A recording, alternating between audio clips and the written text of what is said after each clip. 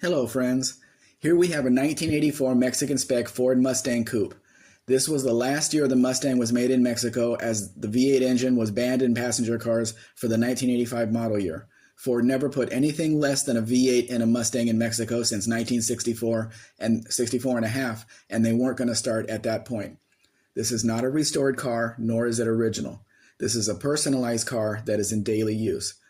Most of the 84 Mustang Coupes in Mexico used the Capri front end, but a few were made like this.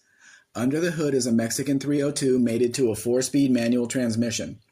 Keep in mind, the gas crisis never hit Mexico, so the compression was never lowered in this engine, nor was the power-sapping smog equipment used.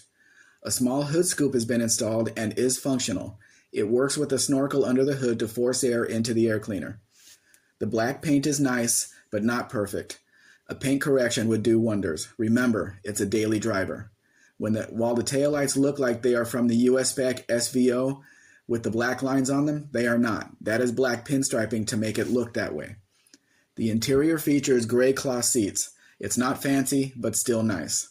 This is an air-conditioned car, however, the belt is not on the compressor. You should figure the system will need work.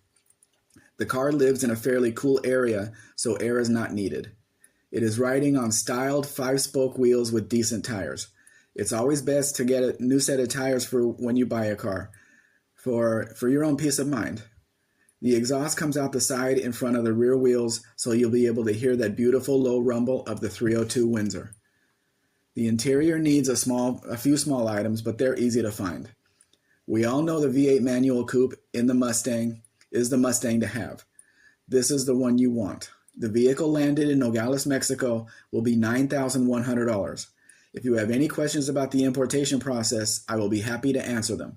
We can now offer shipping from the Port of Veracruz to Jacksonville, Florida.